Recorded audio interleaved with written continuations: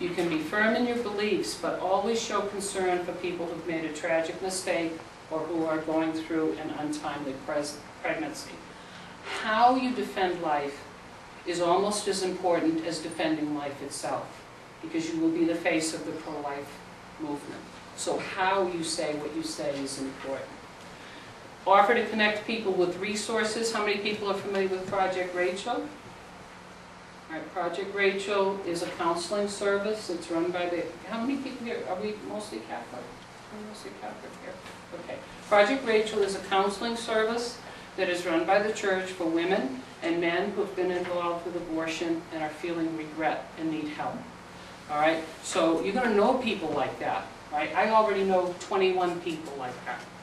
All right? And I always have to be prepared to connect to them with help that they need and the forgiveness of God. All right? So Project Rachel, and then Pregnancy Help. We're in Worcester Diocese, so do we have any Worcester literature or Worcester members here tonight? No, but next week we have people from Worcester speaking about the counseling. Okay, so you're going to connect them with local crisis pregnancy centers. Explain some of the after effects of abortion on women and men. The first argument that I make is in defense of the baby, and I will show you that in a minute. But the second defense is what this does to the people who go through this experience, because we care about them too. All right? Advocate for adoption. There was a time in this country where if a woman was pregnant and not married, 90% of those women would surrender their children for adoption. Right now, it's the other way around. 10% will surrender for adoption. There's almost an adoption crisis in this country if you want to adopt a baby in the United States. The next one is incredibly important. Use pictures of unborn children to make your case for defending the unborn. Ask the person you are discussing this with if they have ever seen an ultrasound of an unborn child. Now, if you look in that packet, there's a little brochure here. All right, and the pictures that have a dark background are actual photographs. These are actual photographs of unborn children. So on the front you have the face of an unborn child at about 4 months. In the center column, right, that little baby is 6 weeks developed, and then you can see the feet at 11 weeks. Now the other diagrams, the other pictures here are done by what's called a certified medical illustrator. You know, when you get a biology book with sketches and drawings, you know, that artists do, right? But they have to be trained in the science as well as the art. So this is just one example of pictures that you can use, right? One of the most astounding things that I have found is that most people either have never seen pictures of unborn children, or if they have, they don't connect it with the abortion issue. There's a really funny disconnect in the popular mind about things. Never try to argue this case unless you have a picture. I hope you all took a pair of little feet. If you don't have a picture on you, right, you can show people the little feet, right? Right, that this is the actual size of a baby's feet 10 weeks into the pregnancy, 2.5 months. So it's a very good idea to have pictures available. Now, I use the evidence of science. People are usually startled when I say this to them. I was pro-life before I was a practicing Catholic. And I am pro-life, or at least I was in the beginning, because of science. And I'll explain that in the talk. The science about the humanity of the unborn child is so compelling. It's so, we've known this for a very long time. So use the evidence of science. If you're talking to a religious person, then you can refer to passages from Scripture that point to respect for life in the earliest stages. Let's see how Scripture-oriented we are here. If you were arguing with someone who claimed to be a Christian and they said they were pro-choice, what kinds of things from Scripture do you think you could use? Yep, over here. I don't know the exact Scripture, but I think something like when you were from the womb, I knew you or something. All right, I'm going to give you a quote. I hope I have it off the top of my head. If anybody have a pencil, you can jot this down, or I won't make you do homework. All right, you're referring to Jeremiah, 1st chapter, 5th verse. right? So if you're talking to a religious person, that would be one place. Parts of Psalm 139, where it says in that psalm, "Truly you have formed my inmost being. You knit me in my mother's womb. I give you thanks that I am fearfully, wonderfully made." Which basically is King David saying, "You made me awesome," right? All right, Psalm 139 is really good. You go to the Gospel of Luke, all right? The Christmas story. Who appears to Mary? Gabriel. Tells Mary, "You're going to have a baby," right? By the power of the Holy Spirit. Mary goes off to verify everything with her cousin Elizabeth. And what happens inside Elizabeth? Yeah, the babe in the womb leaps for joy, recognizing the newly conceived Jesus. All right, so there's plenty of stuff in Scripture, right? All right, the second last bullet, share stories of people you know who have given life to a child in spite of difficult circumstances. I went out and did a talk one night, and when I was finished, I showed the pictures and I gave out, you know, the pictures of the unborn children, and this young man came up to me afterwards, and he said, I'm never going to need these pictures. And I thought he was being kind of macho, you know, guys don't get pregnant and all this stuff, right? And I was courteous. I bit my tongue. I said, well, why? And I'll never forget what he told me. He said, when my mother was pregnant with me, here's a gift for you. Right? When my mother was pregnant with me, 3 different doctors told her that if she carried me to term, she would die and so would I. And he said to me, I'm alive and so is my mom. Because that mother did not believe in abortion and was going to follow God's plan and have that baby. So if you know a story of someone like that who's been incredibly faith-filled and brave, you know, tell the story. And then encourage membership in a pro-life organization. Now if you look at the 3rd page, I'll go through this very quickly. Sometimes people say, well, you know, it's the law, it's the Constitution, Supreme Court says it's okay. First of all, has the Supreme Court ever made an outrageous mistake before? Yes. Pick one for me. Slavery? Slavery, all right?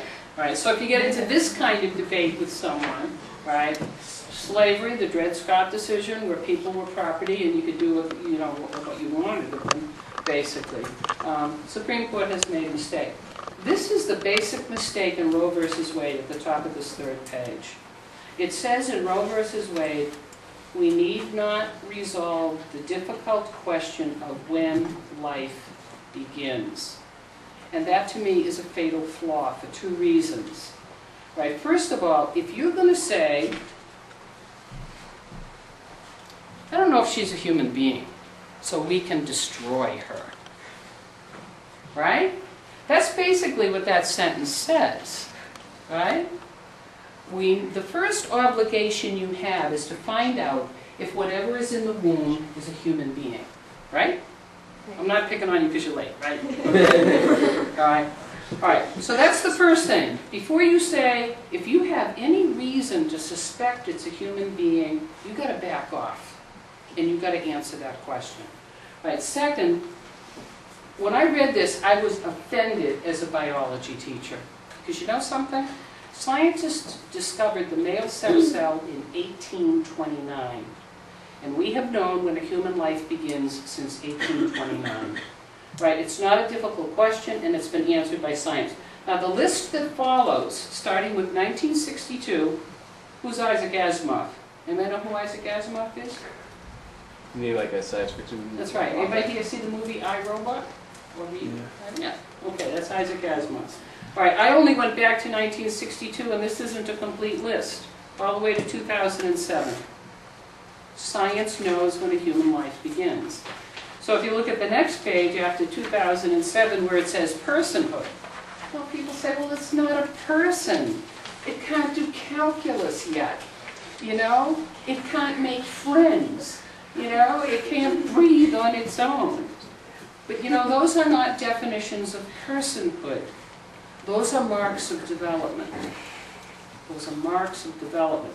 To say that an unborn child can't do X, Y, and Z doesn't tell me whether or not it's a human being. It tells me it's at a stage of development. If you go to the dictionary, I would have taken all those Supreme Court justices and taken them to a dictionary. A person is a human being, right? An embryo is a living thing in its earliest stages. And if it's a living human being, that's the embryo. Fetus is an unborn vertebrate after its basic structure is laid down. Pregnant means carrying unborn young within the body, and conceive is to become pregnant. Dictionary. All I had to do, go to the dictionary, right? Legal, well, it's not a legal person. My background is not the law. But look at all these court cases, right, that gave rights to unborn children before Roe versus Wade. So that's sort of your first line of arguments, right? The last part, the next 1, 2, 3, 4 pages, the second line of argument that I use is that abortion, I'm a little bit of a feminist, because I do believe in equal rights for women. But sometimes I use the argument that abortion is anti-woman. Now, those 4 pages document all the negative things that happen to women after they've had an abortion. So if you ever have to make that case, you don't need to use all of this information, but I'd pick 2 or 3 things, you know, and I really, if you have to write a term paper on it somewhere along the line, you have your references right here. All you have to do is go to the original source, and you're going to have all the material that you need. The very last page, and maybe we'll save the very last page to the end. All right? What I'd like to do for you now, stop me right now if anybody has any questions about anything that I've said so far.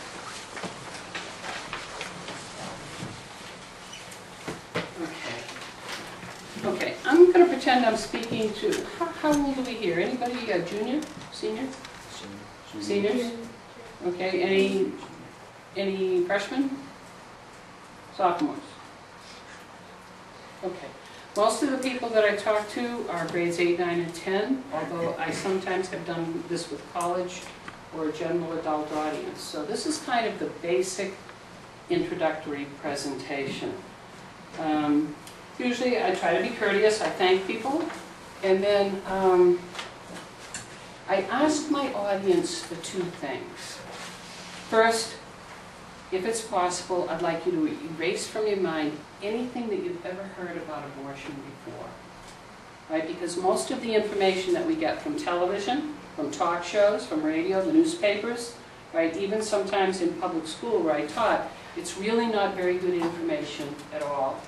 It's not good information from the point of view of science, and that's where I was coming from when I first got involved with this issue. And it's really not good information from the point of view of values or morality. So I'm going to ask you to be fair and open-minded and forget whatever you've heard about abortion for a little while. But the second thing that I ask my audience, and it's the most important, and I use this in a Christian or a Catholic setting, if you never remember anything else that I have to say to you here tonight, the one thing that I hope you remember forever, and I need to remember it too, is that the God that we believe in is a God of love. He's a God of mercy and forgiveness and compassion. It's sad, but I have at least 21 people in my own life, people that I love, people that I care about, who have already gone through abortion experiences. And I know some of the reasons why they thought they had to do this, and very sadly, I also know what their lives have been like since. And for most of them, it has been very, very painful. Because sooner or later, every woman who has an abortion, every boyfriend or husband who has something to say about that decision, sooner or later, in the quiet of their heart, when the crisis is over, the woman isn't pregnant anymore, and everybody tries to go on with their life, sooner or later, in the quiet of their heart, everyone who is ever touched by an abortion has to face the truth about what an abortion really is. And do you know what they have to face? That at one point in their life, they made a choice, they made a decision to end the life of a very small child, their very own child. And sometimes when people really face up to that, sometimes the pain and the sadness are absolutely unbearable. I've known people who've gone through periods of grieving and mourning and terrible guilt over the baby that was lost. I've known people who've tried to escape the pain of abortion, not in a very healthy way, but by resorting to alcohol and drugs. And I had a friend of mine a very long time ago who went into a serious depression. She even talked about suicide after her abortion. She's a very big part of the reason I got involved with this issue. It's very sad and it's very painful. But the one thing that gives us hope as Christians, and it makes us different from the rest of the world, is that the God that we believe in is always a God who loves and forgives, right? God always has an open heart and open arms. God is full of love. God waits for everyone to come back. No matter what mistake we make in life, of course, God will always take us back as long as we're really sorry and willing to change our lives. And I always want people to know at the beginning of a pro-life program that when I came here tonight to speak on the subject of abortion, I really want people to know this from the bottom of my heart. I'm not there to condemn anyone. I'm not there to judge anyone. I'm not there to pick on anyone who has made such a terrible mistake, because God wants to heal and forgive. But the one thing that I want to share with my audiences more than anything else is something about how sacred and how beautiful the gift of life is, and why every single one of us should do whatever we can to protect the gift of life. Do you want to know something? When I go out to speak to a group of people, when they hear me say that, I can see everyone relax. Because how you defend the unborn is important. If you come on like gangbusters that you're going to judge people, it's not going to work, right? It's not going to work. But if you talk about compassion and forgiveness, most people will give you a hearing. Now actually, when I go out, all I do is three things. First of all, I'd like to share with people how I got to be a pro-life person. That's important. People need to know why you're pro-life, right? All right, I'm going to share with you how I got to be a pro-life person, why this issue is important to me personally. Secondly, I'd like to share a little bit about what the church teaches about abortion, where those teachings come from. Sometimes people say, well, the church teaches. But I say, don't start with the church teaches. Start with, this is what an unborn child is like, and this is why the church teaches. Things aren't wrong just because the church says so, but things are wrong, and that's why the church says it. So I'll do a little bit of church teaching, and then I'd like to share with you what we looked like before we were born, right? And then we'll have time for questions at the end. Now, I got to be pro-life a wicked long time ago, in 1968. Yeah, 1968. Right? Some of you may know abortion wasn't even legal yet, right? When did abortion become legal? 1971. Roe v. Wade is 1973. A few states were 71, but the Supreme Court decision was 1973. But I got to be pro-life in 1968 because, my math is good, 43 years ago, I was a junior in college. And I was getting a teaching degree in biology. That's what I did for a living. I taught science for 33 years in the Boston public schools. I always remember this one particular day in my life when I was a junior in college. Because you know what? This one day split my life in half. This one day changed everything about me forever. I have never been the same. I don't know if you've ever had a day like this yet in your life, but I honest to God hope that someday you do. I hope each and every one of you has a day when you see something that is so good and so beautiful and so powerful that it just changes your life forever. I have been very much blessed because I had a day like that. On this one particular day, my professor took us downstairs from the laboratory and into the auditorium. He showed us this little film called The First Days of Life. It was a very beautiful film for the time that it was made. In that film, they had actual pictures, real pictures of the moment of conception, when those two sex cells from the father and the mother join to start a brand new life. They had motion pictures of the different stages of embryological development and fetal development. And then they showed the birth of a beautiful baby at the end of the film. And I share this with people because it is a true story about me, even though I'm not particularly proud of this part. Because you know what? 43 years ago, I wasn't a practicing Catholic. 43 years ago, I doubt very much if you could have called me a Christian. I can't even stand here in front of you tonight.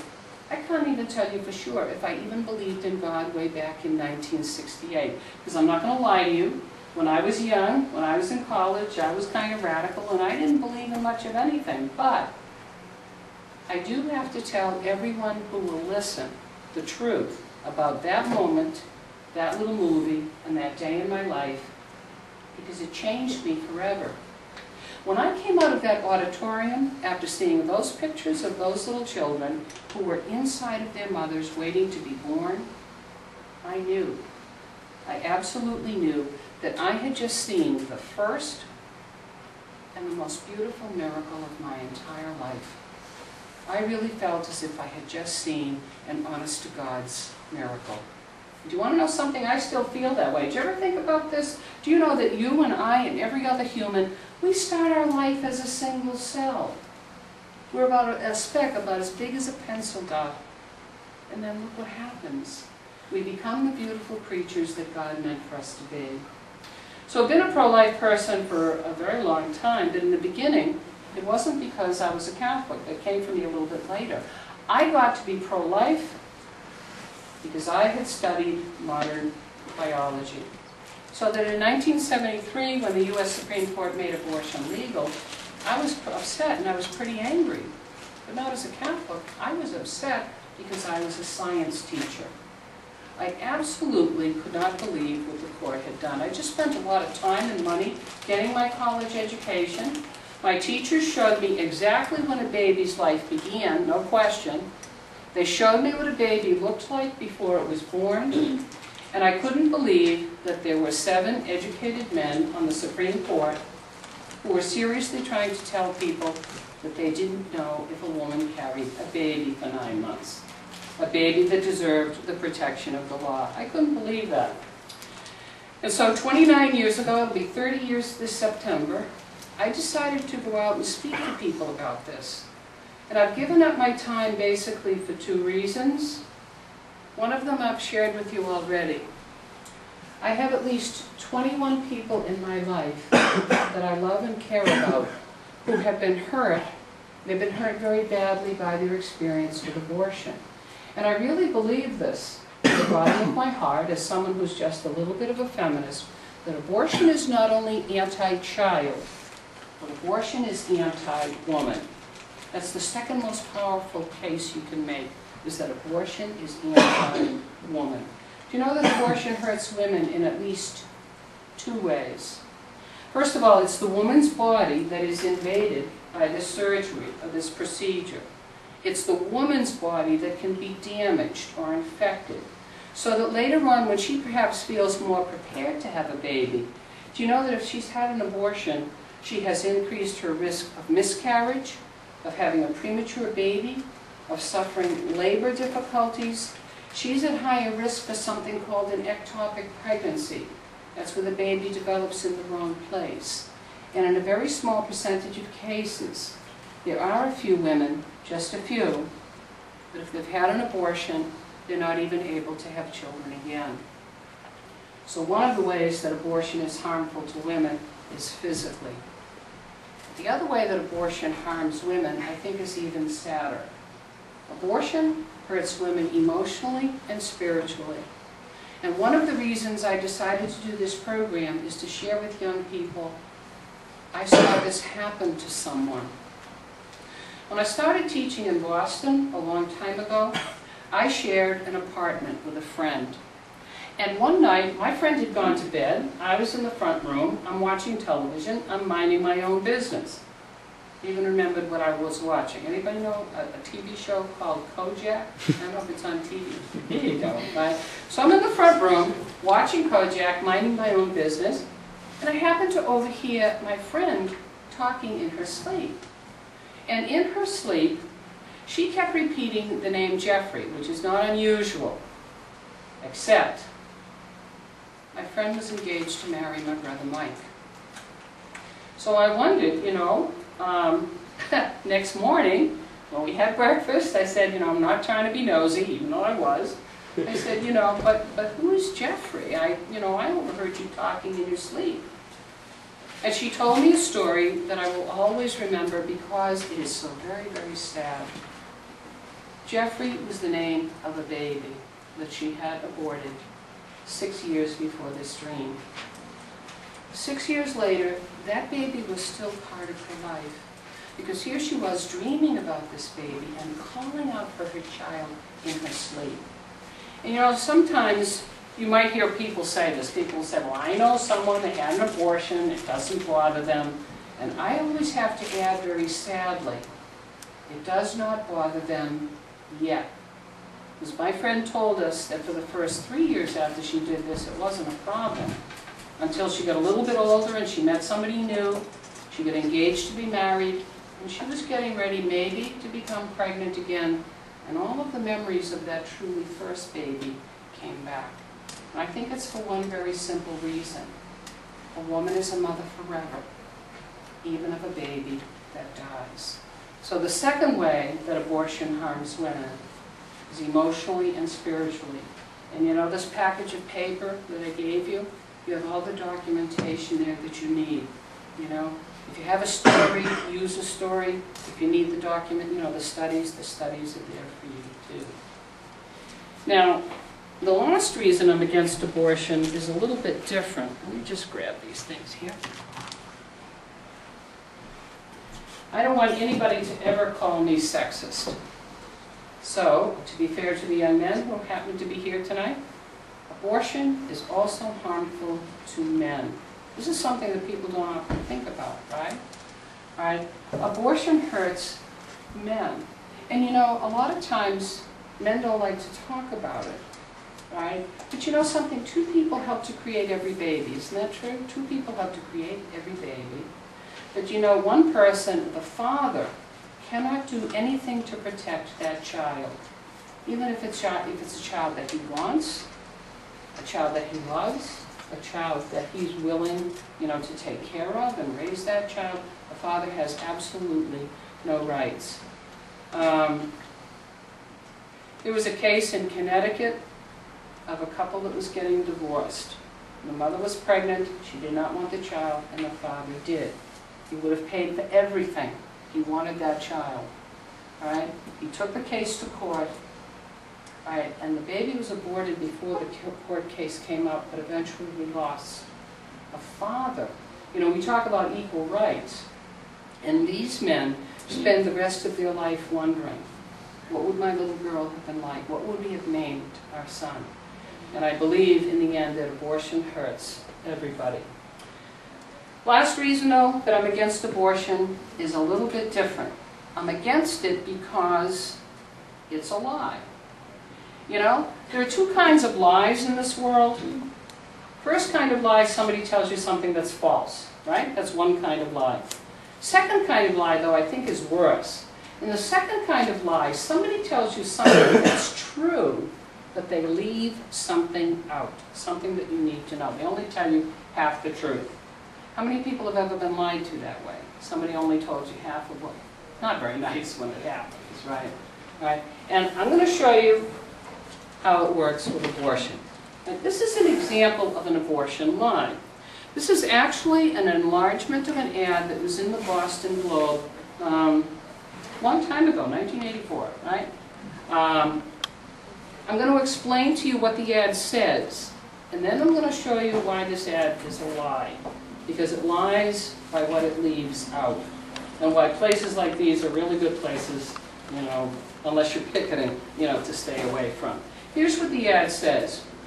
Preterm, that's the clinic. Preterm is announcing another service, and then underneath that it says, second trimester abortion. Trimester is how many months?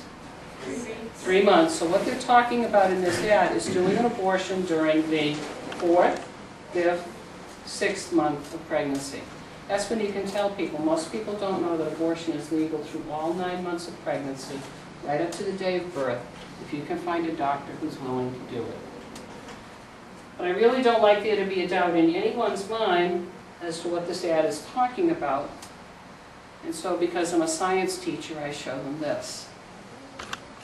What I have in my hands is an exact medical model, a doctor's model of a second trimester unborn baby. This, what I have in my hands, this is exactly what they're talking about in this ad.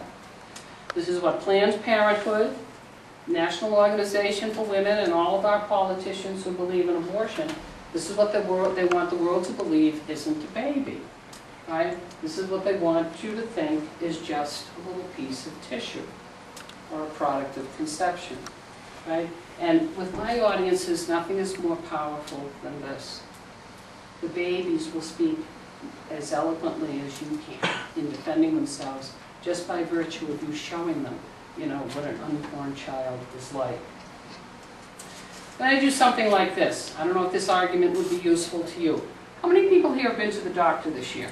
Do you know the doctor? Maybe had a checkup or a flu shot? You're pretty healthy. No doctor's visit? 2 years maybe? Okay, there you go. All right. Do you ever notice this? When you go to the doctors, doctors have a language all their own, don't they?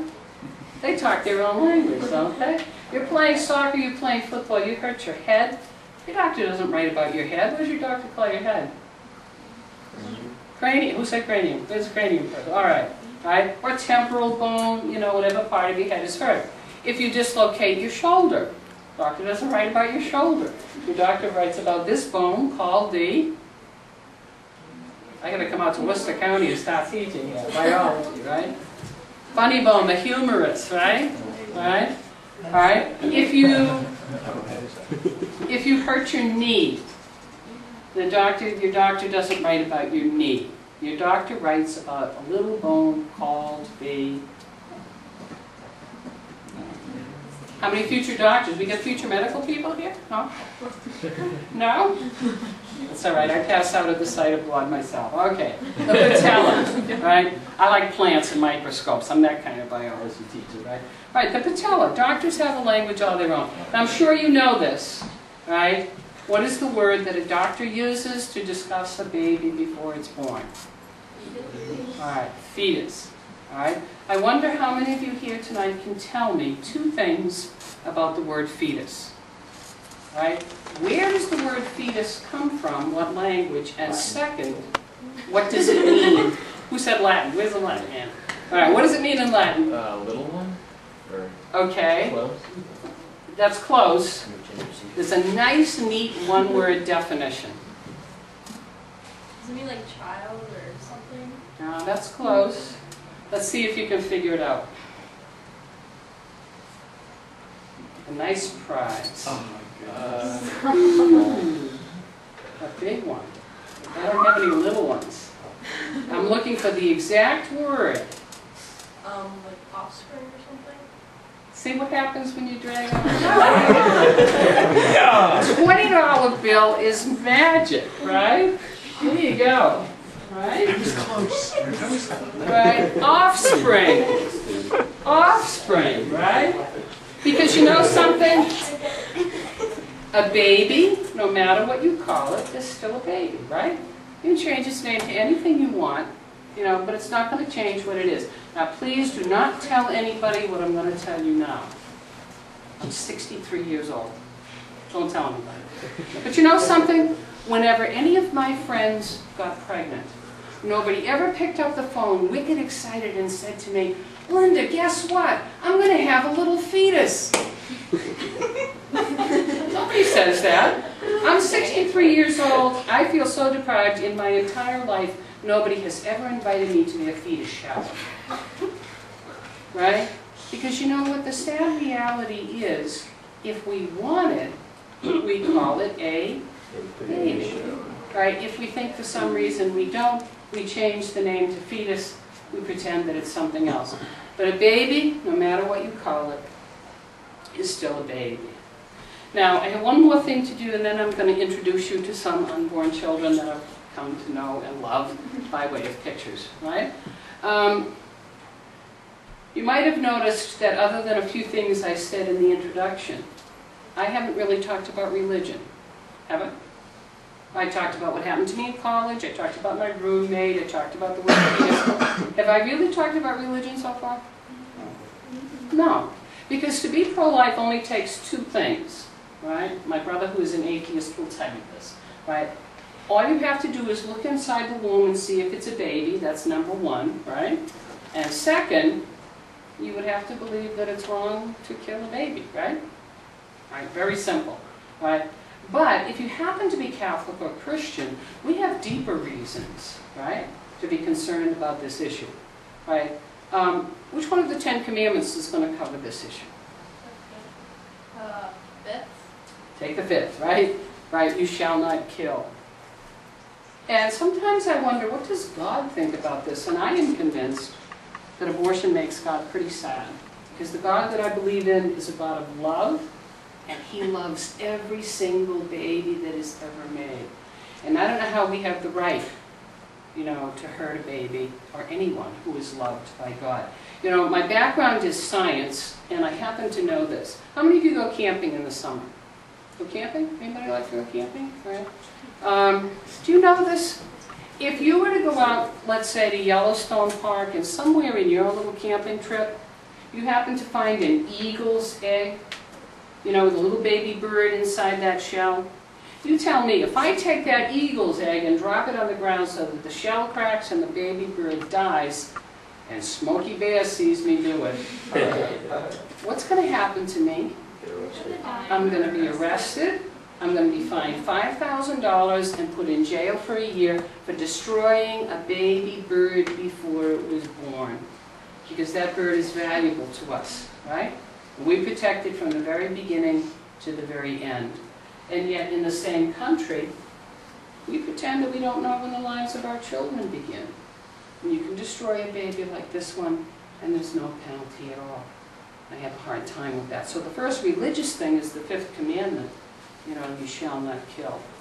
Now, I have spoken to almost, probably on exclusively the pro-life issue, probably 120,000 young people.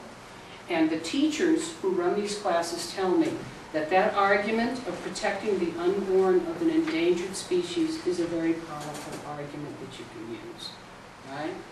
Now, so the first religious thing is the fifth commandment, you shall not kill. The second and last thing, and then we will take a look at some pictures, is this. But I'm going to go back to being a biology teacher for a minute.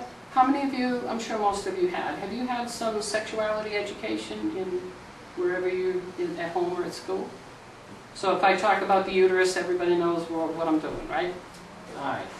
So a long time ago, I'm a young pro-life person, and I go out to St. Mary's Parish in Franklin, and one of the 9th graders that night asked me, how do they do abortions anyway? Now, I should caution you, usually when I go out and speak, describing how abortions are done, I don't usually do that with an audience.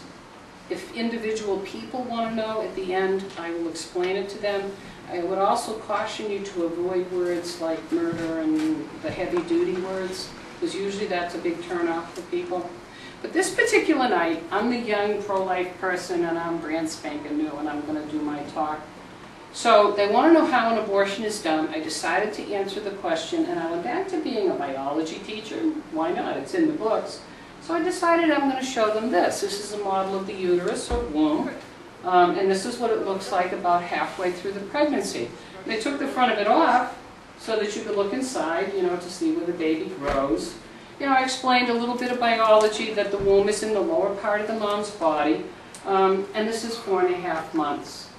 All right, when a woman isn't pregnant, the womb is very small. It's probably even smaller than this. Right? But when the baby grows, the womb gets larger too, to keep up with the size of her child. So on this one particular night, I stood in front of a room full of 9th graders. I held up the model of the womb. I began to explain how abortions are done. I had the model of the womb in one hand. I had the model of the little baby in the other. And all of a sudden, as I stood there explaining this, I realized something. I don't know how many times in my life, as a Catholic, I must have said the prayer, the Hail Mary. And when I did, I really lost count of the number of times that I must have said, "Blessed is the fruit of thy womb." And isn't this really exactly what that prayer means? That prayer is talking about the child Jesus, who became just like us in every single way except sin. Jesus spent 9 months as a tiny baby inside the womb of Mary, and then he was born like everyone. Do you remember what Jesus says? For me, this is the heart of it. Jesus says, "Whatever you do to the least of my brothers, you do to me." And that's what this baby is for me. A very small brother or sister in Christ, and part of the human family. I've never said a Hail Mary the same way since. The most pro-life prayer I can think of. But you know something? A lot of times as pro-lifers, we think we have to have the best argument. You know something else? A lot of times this is the best argument right here. Just showing them what that unborn baby is really and truly like. And that passage from Scripture, "Whatever you do to the least of my brothers, you do to me," that's from the Gospel of Matthew. And I don't know if I can give you chapter and verse, but I think it's chapter 25. But it's the judgment scene in Matthew. You can find it pretty easy. Okay, so what I would like to do now is take you on a little trip backwards in time and show you what you looked like before you were born. All the pictures that I'm going to share with you are pictures of normal children. I'm not going to show you anything gross that's been messed up in an abortion. I'm going to begin at the end of the pregnancy. I'm going to move backwards towards the beginning. And probably those of you who are here, I'm going to stand by my laptop, so you might have to scoot over there a little bit.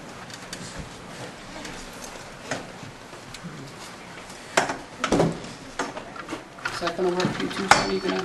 That's fine.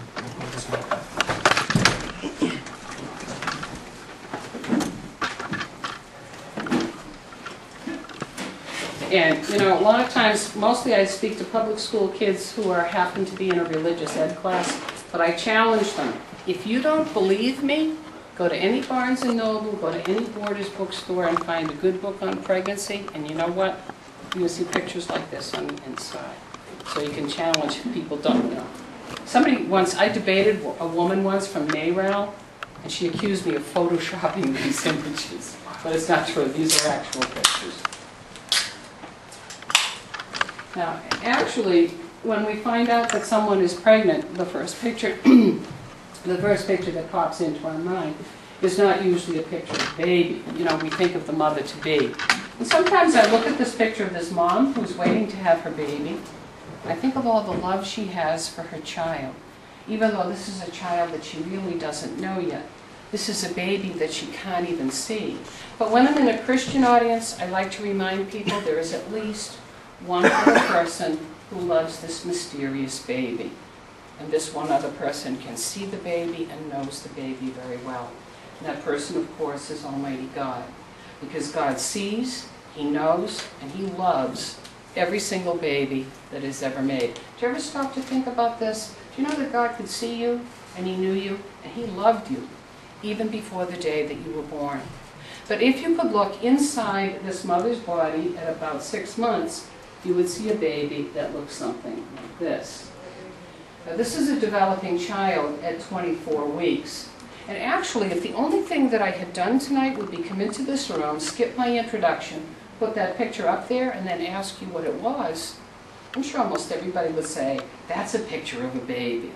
About the only clue that you have that this is a fetus or unborn baby might be the fact that the baby doesn't have too much hair on its head yet. You look at the baby's eyes. Our eyes are closed from about 7 or 8 weeks to 7 months while the eyes develop. The skin is a little bit dark and red because it's still very thin, so the color of the blood vessels show through. This is a fetus.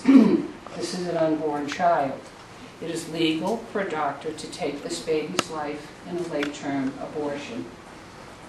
I'd like to show you what all of the baby looks like. And so the next picture that I'm going to share with you is also a 24-week baby. You're going to see all of this baby because she was born too soon. She's a little premature baby. I'd like to, prepare you a little bit for what you're going to see. How many of you have seen a preemie before? You seen preemie before? The baby in the next picture is going to look very small. Her skin will look a little bit dark and red because it's still very thin. Her head is going to look a little bit big, and she has a plastic tube on the side of her face. She needed some medical help. But this was a normal little girl named Kelly, and if you can believe it, she was actually born way back in 1971, but survived, and as far as I know, she's still alive today. Now, as you can see, the little girl in that picture is very, very small. She fits right in the nurse's two hands. And if you really want to see how tiny she is, if you look right in the center of that photograph, you're going to see a round object around the baby's arm. And believe it or not, that round object is the nurse's wedding ring. That's how tiny this baby was. This baby is protected now legally. Nobody can hurt her for one reason. She is outside of her mother's body. But if this very same little girl were still inside of her mom, her life could legally be ended in an abortion. Now, this is halfway through the pregnancy, and I always tell people this is the terrible truth. We've all been feeding our faces from before the time that we were born. Doctors can see very easily in an ultrasound that little children inside their mothers suck their thumbs. They practice feeding themselves. Now, in reality, the baby is only about this big, about the size of my hand. This is about the time that the mother really begins to feel her baby move. But do you know that actually a baby inside of its mother begins to move as early as the 6th or 7th week, but it's simply too small for the mother to be able to feel it. The baby drinks the liquid that it's in. If you add something sweet, the baby will drink more. If you add something bitter, the baby drinks less. It has a sense of taste. The children go through periods of time where they sleep. And doctors even think that a baby like this one has some sort of a dream. Because even though the eyes are closed, on ultrasound, doctors can pick up the movement of the eye underneath the lid. You know, just like when you're asleep, you know, your eyes move around too. What's it called? REM, rapid eye movement. They've seen a similar movement on these children's eyes. They've also discovered something that I think is very, very beautiful.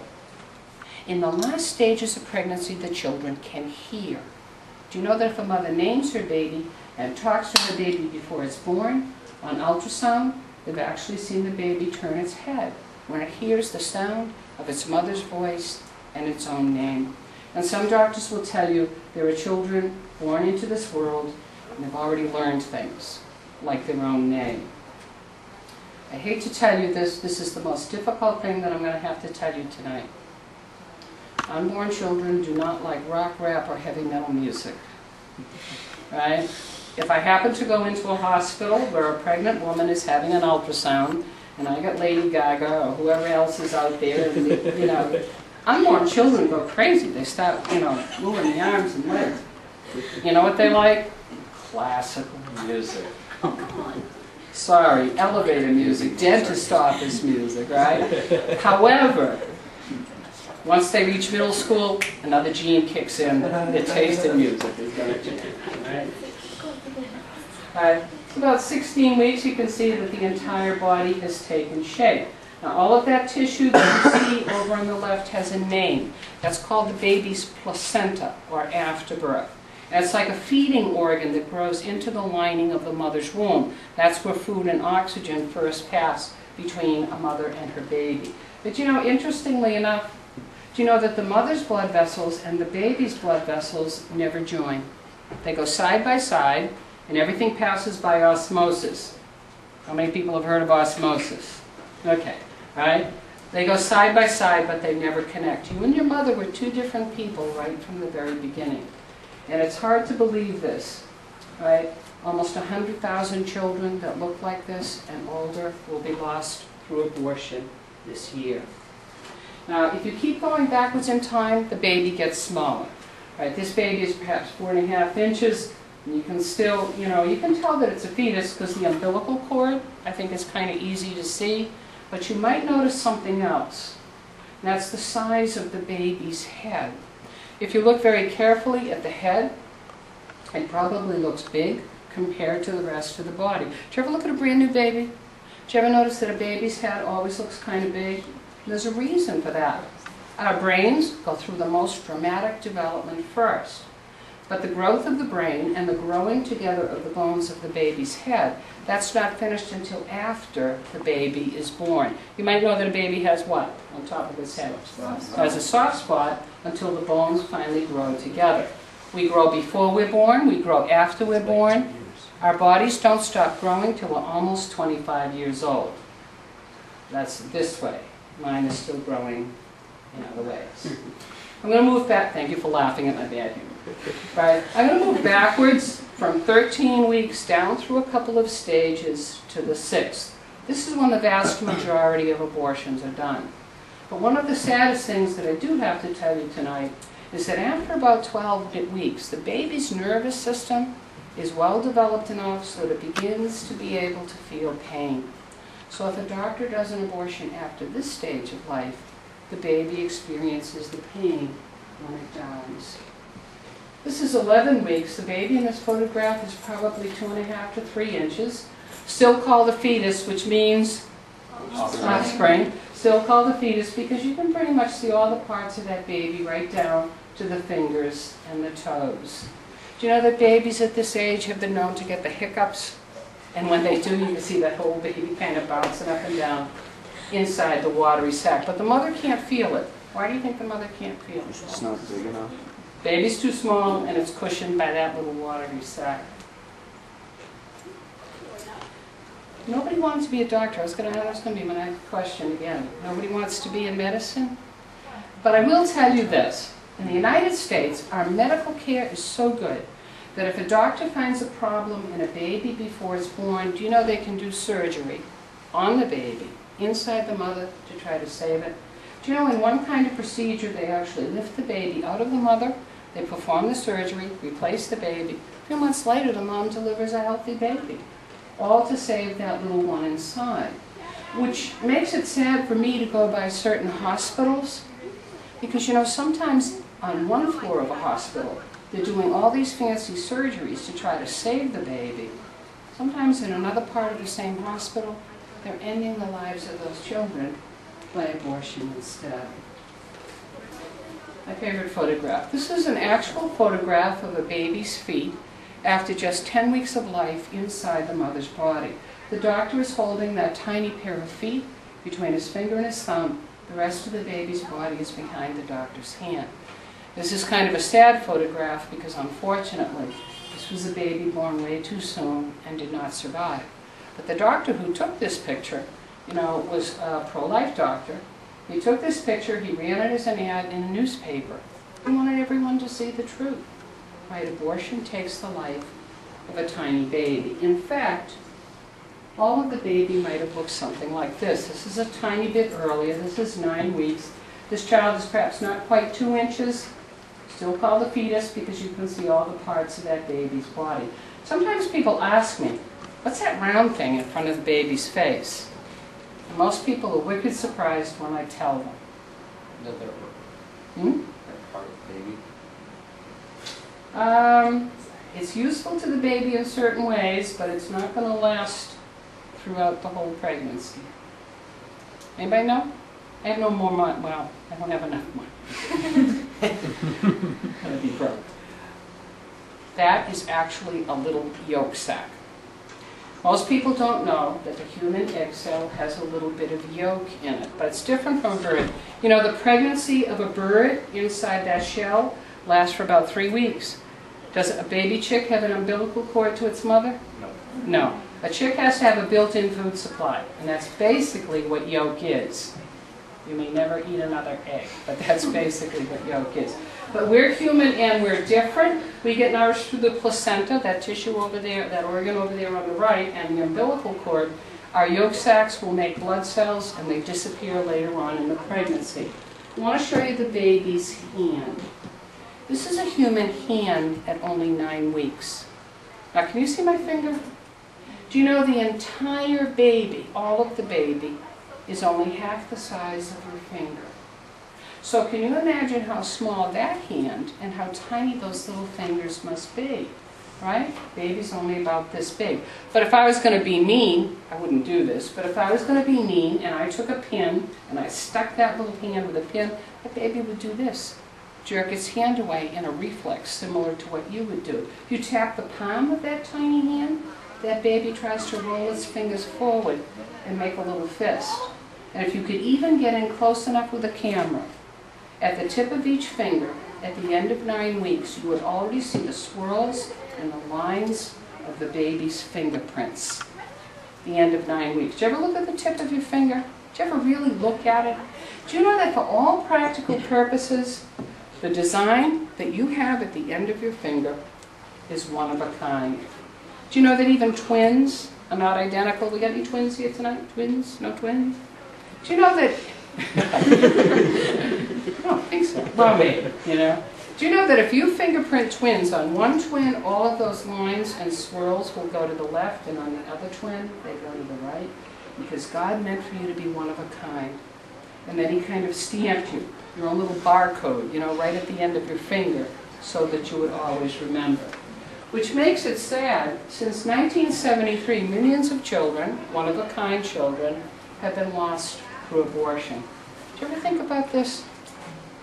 One of those children might have grown up and become a cure for cancer. One of those children may have been destined to cure AIDS. One of them might have solved our problems with our economy, the environment, peace in the Middle East, anything else that you could name.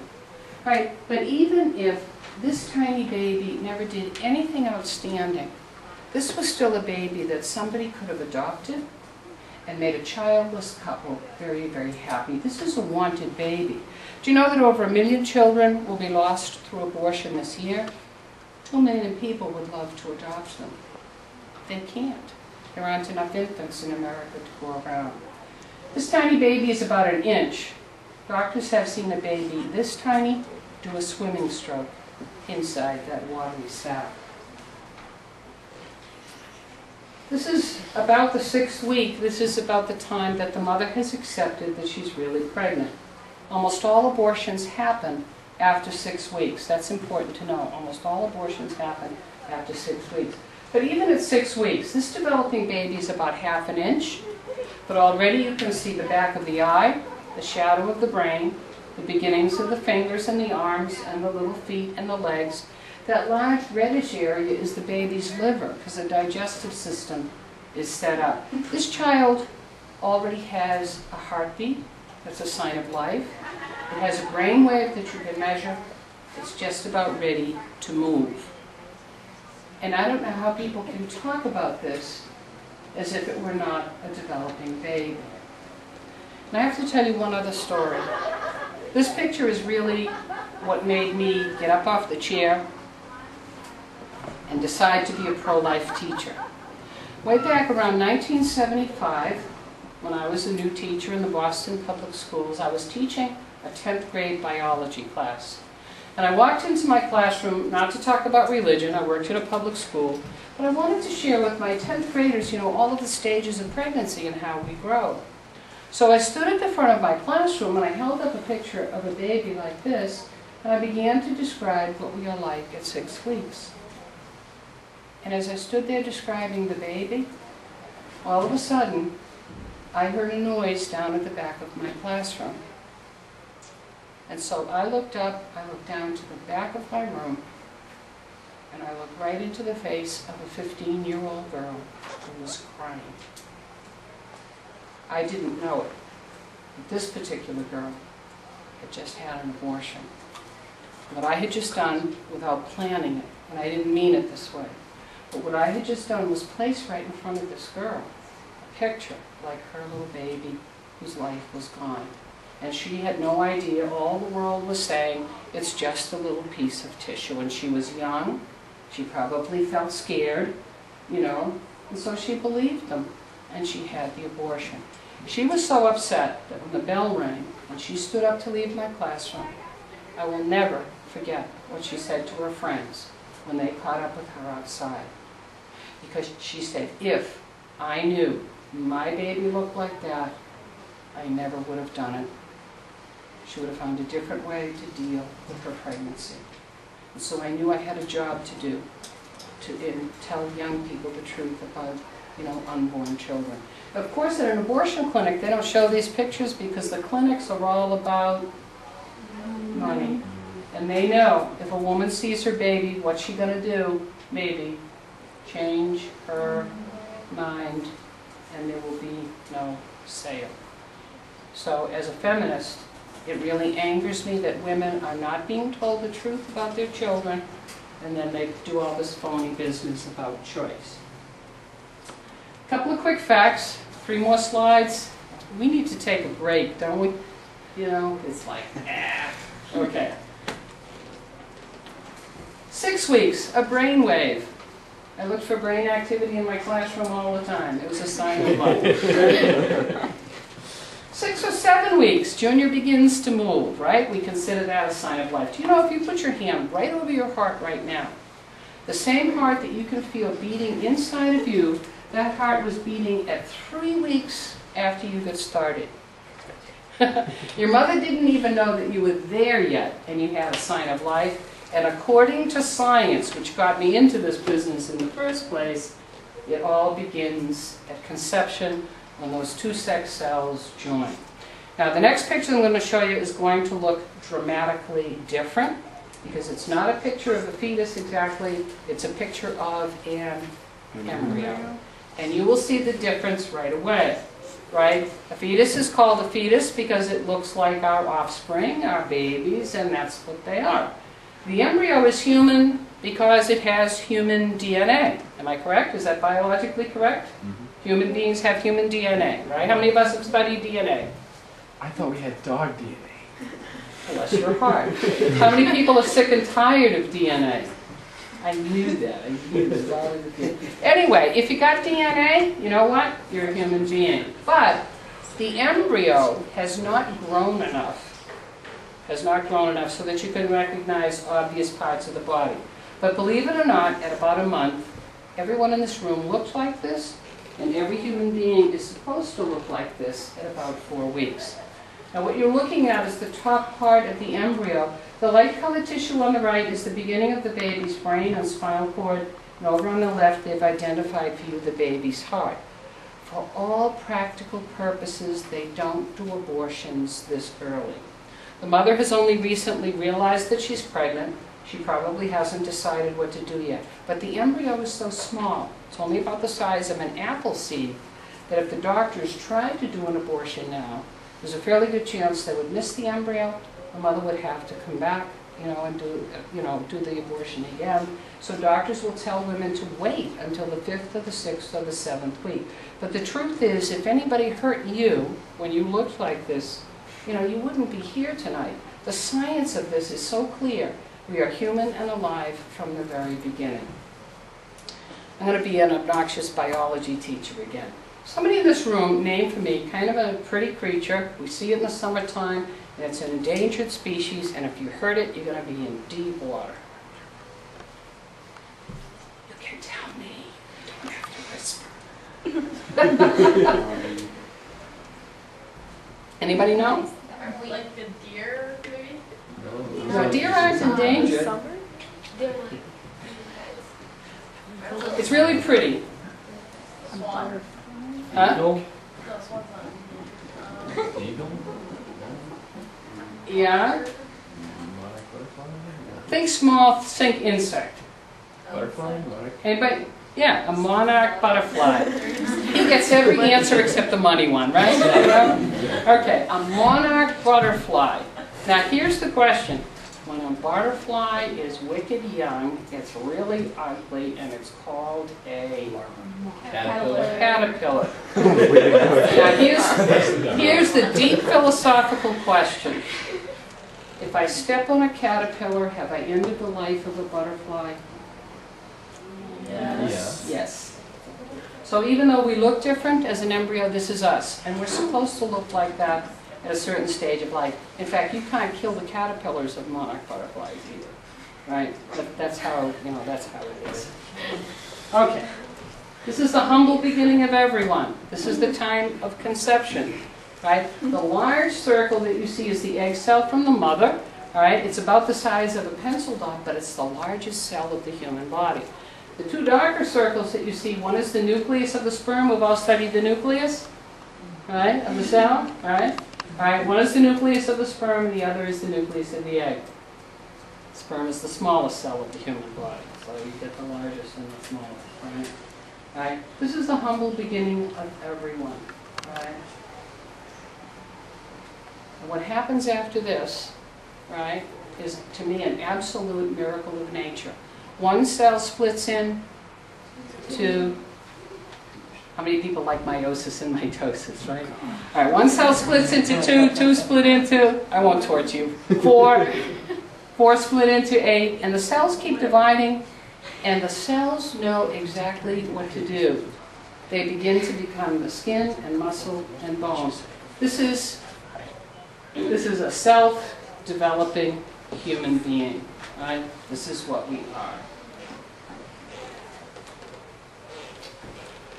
You know that by the time you go to sleep tonight, 4,000 babies, like the ones I just showed you, were lost in America alone today by abortion. 40 or 50 of them would look something like this, and it happens every single day. Do you know that more children die by abortion every day than the number of people who died September 11th? Every single day. And you know, sometimes people say to me, well, what if the girl was young? What if there wasn't enough money? What if it would have interrupted school? You know something, underneath it all, do you know there's only one reason why we have abortion? Only one. And it's very simple. We've all forgotten that God is the one who has given us the gift of our sexuality. And God has made a man and a woman in such a way that when they make love, there is always a chance that they could be making a life. Making love and making life a part of the same thing. Children are not an accident of sex. They are a natural built-in part of what sex is about. I think it's beautiful. Love is meant to give life. Making love and making life a part of the same thing. And in our culture, we have so glorified sex, you know, people start babies, and people aren't prepared for babies, and guess who pays the price? It's the babies that pay the price. Making love, making life a part of the same thing. And I don't know about you, but I need to find the nearest swimming pool. Right. Is a 5-minute break kind of in order here? What do you think? You're in charge, and you need something to drink, I think. Yeah, I'm going to be dehydrated in a sec. Everybody be back in 5 minutes? I won't give you detention. Right? Okay, 5-minute break? No homework either. I'm real good about that, right? No science projects, you know. You came here because you're pro-life. But I would like to know if what I showed you tonight, is it new and or very helpful to you tonight? Is that... Okay, all right.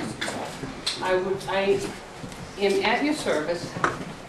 Any questions that you have, I'd like to spend some time talking about how to handle hard cases, and you know, then maybe I'll have a little reflection at the end. Quick question. How old was like the youngest like premature birth to survive? The youngest that I've read is 19 weeks, okay, which would be just under the 5th month. My cousin was born at that age, Yeah. and now he's like 6'6". And you know, as technology gets better, you know, they're gonna push that back further and further. I don't know how far back ultimately they'll be able to push it, but they will push that further and further back. Further and further, or farther and farther. The biology teacher, my English is terrible. Further or farther, neither or neither. Way back, anyway. All right. How can I help you? What kinds of questions, what kinds of things do you need to know? In the case that you mentioned of, the double effect pregnancy, or just like mother's life in general, would you consider it morally wrong for a woman to get an abortion in that case? Say that again, I didn't get the beginning of it. In the case of like double effect pregnancy or even mother's life, would you consider it morally wrong or legally wrong for her to get an abortion in those cases? Or would you consider it more that like you by your faith and going through with it? Okay, the question is the life of the mother? Okay.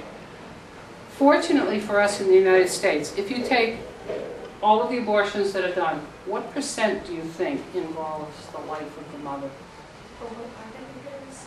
I think it's like 0.5%. It's less than 1%. involve life of the mother. It's less than 1%. Our medical care in this country and a lot of the problems that we've solved, you know, we have the best medical care in the world.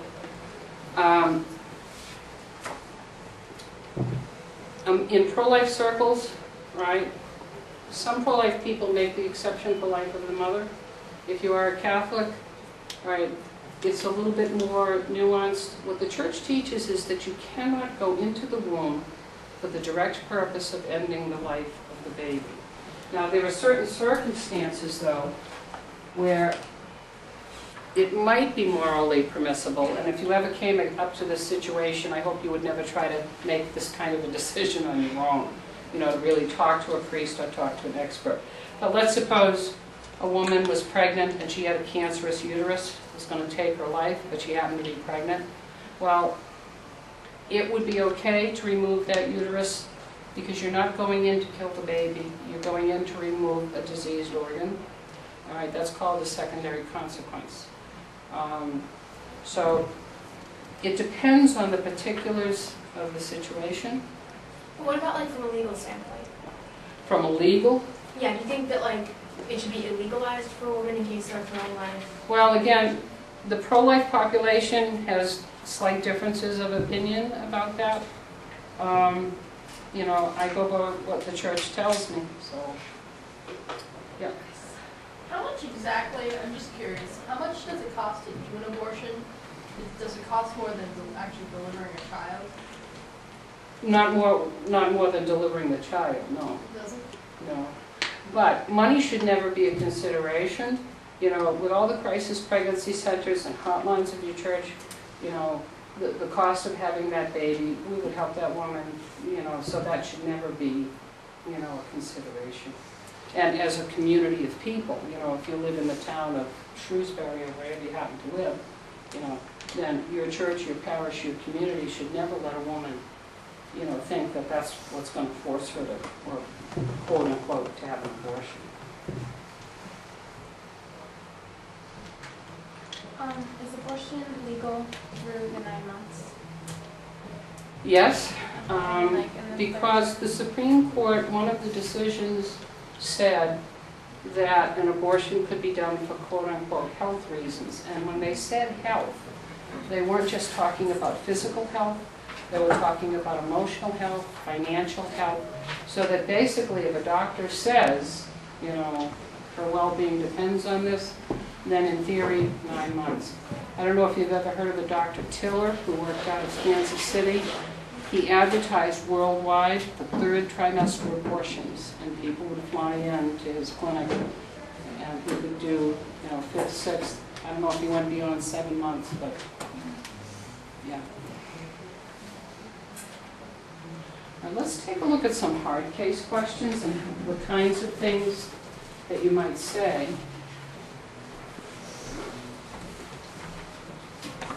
If you look at the very last page of the handout that I gave you at the beginning. Yeah, so you're in the locker room or you're out, you know, playing softball or doing something and you get into this discussion, and what's the first question that a pro-tracer is going to throw at you? About someone gets raped. Yeah, about rape. So what do you say? Well, if you look at the first item, again, in the United States, less than 1% of all abortions are done for this reason. It's less than 0.5%, really. And few pregnancies result from sexual assault, and there's a couple of reasons for that, right? You know how a woman has a monthly cycle, and there's only like 4, 5, 6 days where conception can take place, so it might not be on a particular day. A lot of men are out to terrorize women, and they never actually complete the act. In the city of St. Paul, they followed, I think it was 3,000 consecutive court cases of rape. Do you know how many babies got started? Right, so it's unusual. Does it happen? Yes, but it's not that common. The sad part is, or one of the sad things, is that women suffer serious after effects emotionally from the abortion as well as the assault. Some women who are assaulted and get pregnant and have an abortion say that they feel like they were violated twice. you know, when a woman's been assaulted, her emotions, she's in trauma, you know, and what she's thinking about is how can I make this bad experience go away. So women panic and they have the abortion. But, you know, the maternal instinct is so strong that once she comes back a little bit from the trauma, what we've found is that a high percentage of women who go through this, if they've had an abortion, will tell you they regret it. Will tell you they regret it. The child could be placed for adoption. You know, the child could be placed for adoption. So sometimes God asks us to do something very heroic, you know, in the case of assault. I don't give this answer very easily because I am a survivor of sexual assault myself. I know exactly what that does to a girl who's 15 years old. And you know, what happened to me was so severe that I blacked out. There are parts of it that I can't remember. Spent a lot of time in counseling, you know, trying to get my own life back on track. And you know, I didn't get pregnant as a result of what happened to me, probably because of the way that things were done to me. But I will tell you this, right? If I had become pregnant, and I know that that's a baby, there's no way that I could turn around and do to a baby what somebody just did to me, because I know it's a baby. And so I would do my best to have that baby. Now what happened to me when I was 15. I couldn't raise a baby under those circumstances. So I would have given the baby up for adoption. Would it have been easy? No. Would it have been fair? No. You know, sometimes God asks us to do a really heroic thing. You know? But I think the most important thing, though, is to listen to the women who've been there, right? And if you go to the website, you know all that data that I gave you on what happens to women? If you go to that website, the web address is down at the bottom, afterabortion.org. They have a lot of studies of women who've actually had that experience, and they've either had the baby and were glad, or they aborted and regretted it. So we know that women suffer from abortion, even if they have the abortion for a serious reason like that, right? We already talked about life of the mother and handicapped children. I don't know if anybody, you know, has any other questions about the hard cases, because that's what they're going to throw at you. They're going to try to make you look like a meanie, you know, for standing up for the baby under those circumstances. I don't know, Vienna, if you wanted to add anything to the hard cases. Well, something that was interesting, there's a woman named Rebecca Kiesling, and she has a website. And she was here last summer, and a lot of us got to hear her speak. It was kind of exciting. There were like 20 cars with pro-like license plates outside. But her mother was raped and twice made appointments for abortion. And each time when she went, like the doctor grossed her out, or, you know, for some reason she came back out. Well, Rebecca Kiesling now is grown up and has 5 children. And I had never thought before of the fact that it's not just the baby and the mother and father. It's the children of that baby and the grandchildren of that baby, and it just goes, it's like a piece has just been taken out of the human race. So hearing her was very enlightening. And she has a wonderful life. I mean, she's a very gifted person. And as I say, is an inspirational speaker. But it's like she has these 5 children, and they'll have children, and just think of the piece of the human race that would be gone if her mother gave her up for adoption. It wasn't that she said, oh, you know, I can raise her. But what a difference it made. I think the most powerful argument that you can give is to know that even women who have an abortion under those circumstances, once they begin to recover from the trauma of rape, if they've had an abortion, they're going to have to deal with guilt and regret, and most of those women do. So, you know, you might have to do a little research at that website online, but they have some good information there. About the handicapped children, how many handicapped children each year are reported? It's probably the same. It's not more than perhaps 1 or 2%. That was high. No. You know, if you take all of those severe cases, all of them are probably less than 5%. Most of the abortions are because of relationship issues, money issues, inconvenience. You know, it's going to interrupt school and all those other considerations.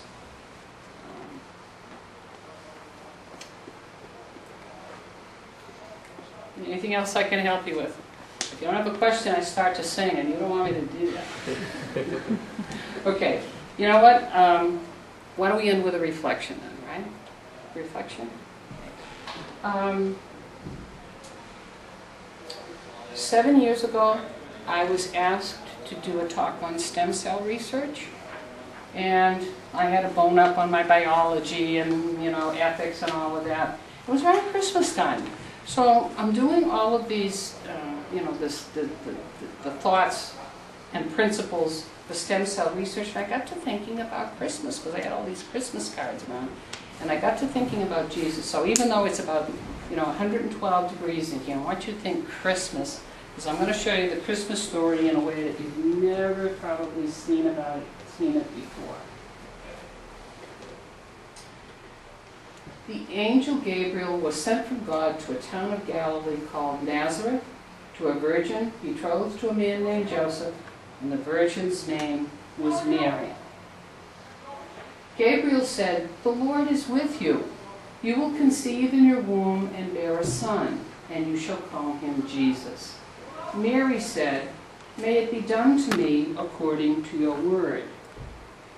And the Word, who is Jesus, became flesh and made his dwelling among us. Mary traveled to a town of Judah to visit her relative Elizabeth. She entered the house and greeted her.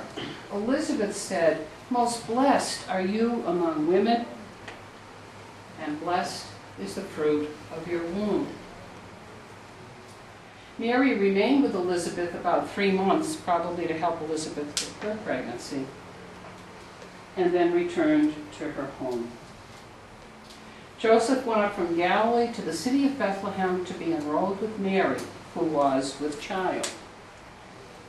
While they were there, the time came for her to have her child, and she gave birth to her firstborn son. She wrapped him in swaddling clothes and laid him in a manger, because there was no room for them in the inn. The angel of the Lord appeared to shepherds and said, "I proclaim to you good news of great joy that will be for all the people. A Savior has been born for you, who is Messiah and Lord."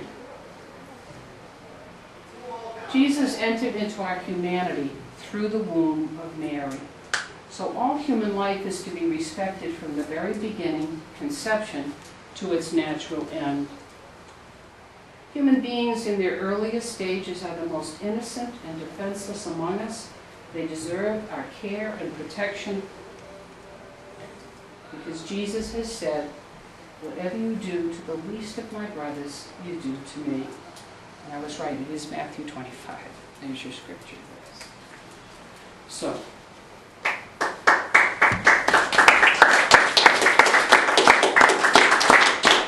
I hope all of this is helpful to you. You know, if you ever have any questions, you can email our office, you know, and tell them you have a question for me, and or anybody at the office will be glad to try to help you, you know, answer any questions. I'm a nice bunch of people. And Linda's really good about staying after if you had something that you did want to ask everyone also. Also, she gave you this good information, and the folders we gave you last week, we kind of thought that you could keep all your information in there. So when you get home, if you can find it, it's white, you can put this stuff in.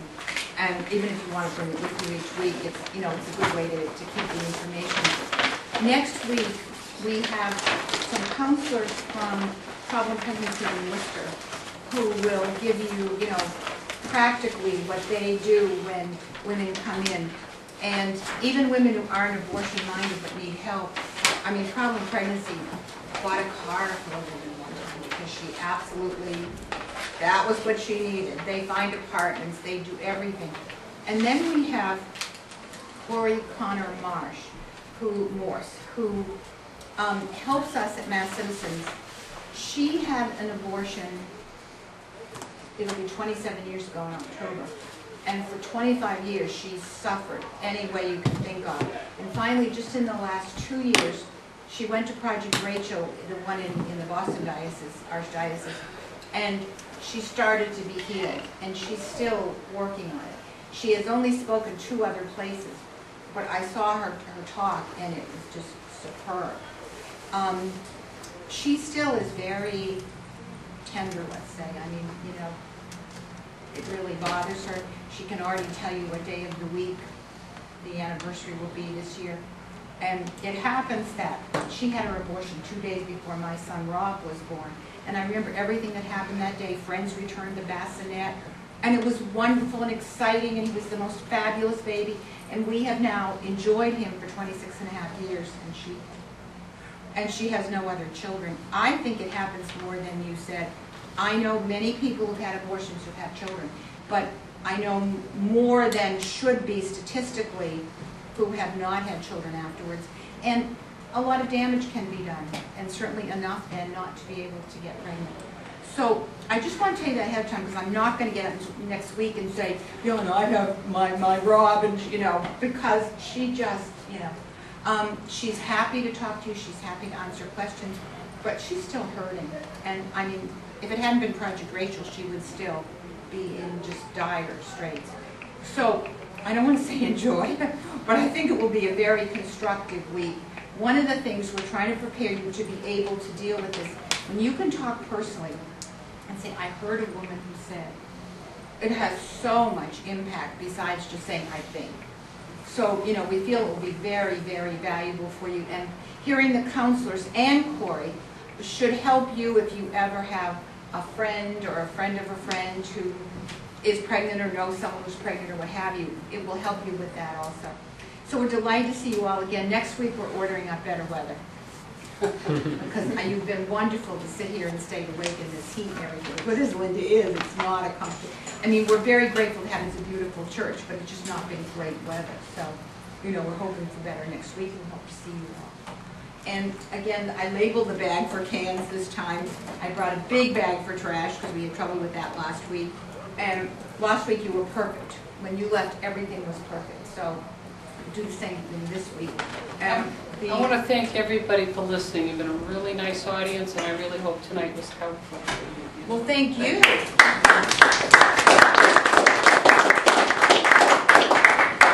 Don't mind if you think you can't say it the way Linda does, because nobody. So it's 8 o'clock, and we'll look forward to seeing you all next week.